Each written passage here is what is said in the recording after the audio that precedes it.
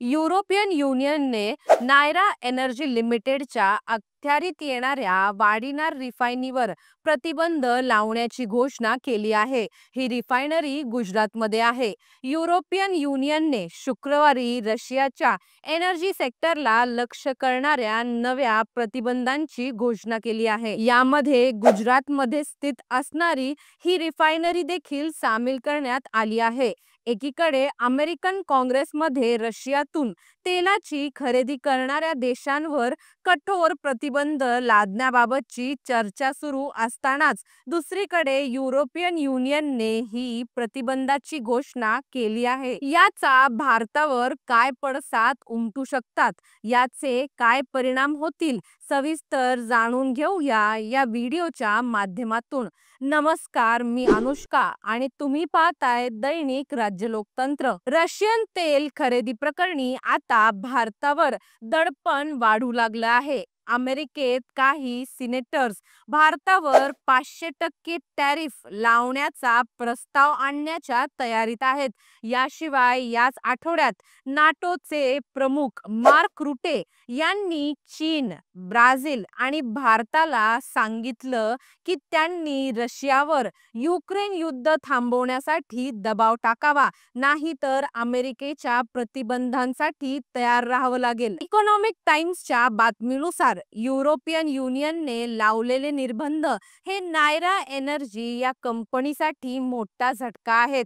Russian कच्च्या तेलावरून बनवलेल्या इंधनावर बंदी घातल्यामुळे रिलायन्स इंडस्ट्रीजलाही अडचणींचा सामना करावा लागू शकतो। तज्ज्ञांचं म्हणणं आहे की युरोपियन युनियनच्या बाजारातून बाहेर टाकण्याची शक्यता या दोन्ही कंपन्यांवर आहे। रशियन ऊर्जा कंपनी रोजनेफ्ट आपल्या नायरा एनर्जी मधील 49% हिस्सा विकण्याची तयारी करत आहे, असंही काही मीडिया अहवालांमध्ये म्हटलं गेलं आहे। पण युरोपियन युनियनच्या निर्बंधांमुळे हा व्यवहार आता अधिक गुंतागुंतीचा झाला आहे।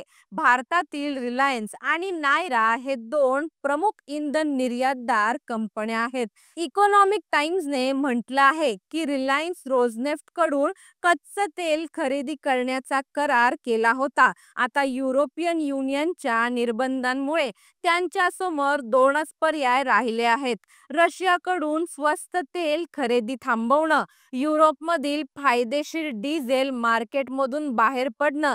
हे दोन्ही पर्याय कंपन्यांच्या नफ्यावर परिणाम करू शकतात। भारत सध्या आपल्या एकूण गरजेपैकी सुमारे 40% तेल रशियामधून आयात करत आहे। मात्र कोणती कंपनी किती तेल आयात करतं याची नेमकी माहिती सार्वजनिकपणे उपलब्ध नाही। नायरा कंपनीचं नाव जास्त घेतलं जातं कारण रोजनेफ्ट या रशियन कंपनीची त्यामध्ये मोठी भागीदारी आहे। इतर कंपन्यांमध्येही रशियन गुंतवणूक किंवा प्रायव्हेट इक्विटी असण्याची शक्यता आहे।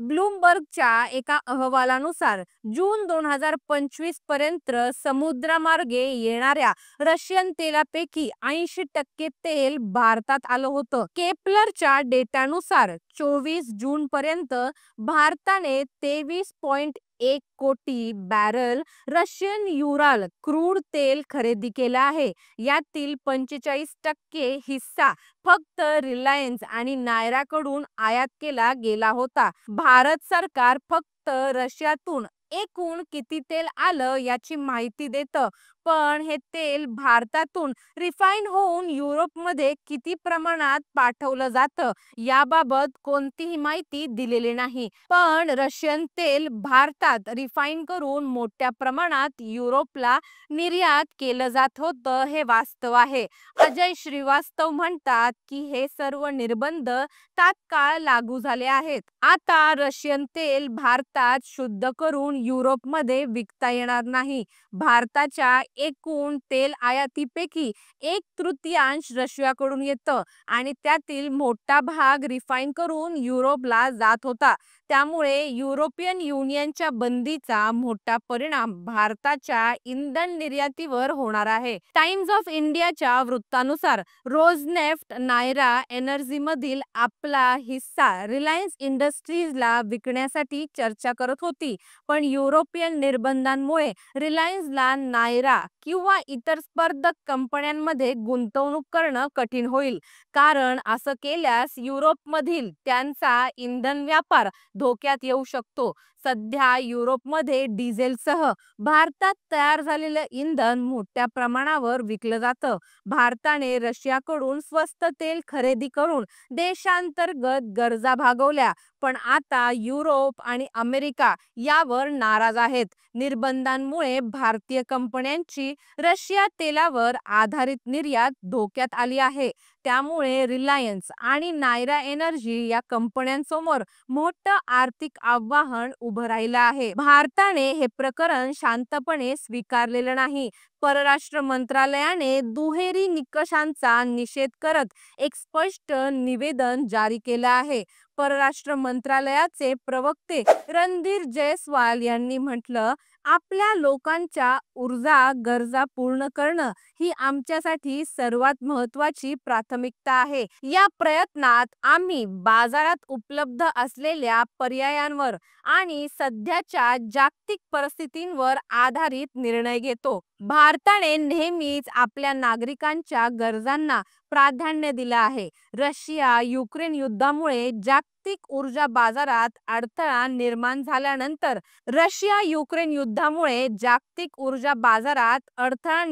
झाल्यानंतर भारताने सवलतीच्या दरात रशियन क्रूड तेल आयात वाढवली. यामुळे देशांतर्गत महागाईवर नियंत्रण ठेवता आले आणि इंधनाचे दर सामान्य राहिले. केंद्रीय पेट्रोलियम मंत्री हरदीप सिंग पुरी यांनीही या भूमिकेला ठामपणे पाठिंबा दिला आहे. त्यांनी खुलासा केला की भारत आता 40 पेक्षा अधिक देशातून तेल आयात करतो, जो पूर्वी फक्त 27 देशांपुरतं मर्यादित होतं. भारत फक्त रशियावर अवलंबून नाही, तर राष्ट्रीय हित लक्षात घेऊन पर्याय निवडतो. त्यामुळे आता हे प्रकरण कोणत्या दिशेने जातं हे पाहणं महत्त्वाचं ठरणार आहे. या माहितीबद्दल तुम्हाला काय वाटतं आम्हाला कमेंट करून नक्की कळवा. आणि जर राज्य लोकतंत्र चॅनलवर नवीन असाल तर चॅनलला लाईक, शेअर आणि सबस्क्राईब करायला विसरू नका. धन्यवाद. दैनिक राज्य लोकतंत्र.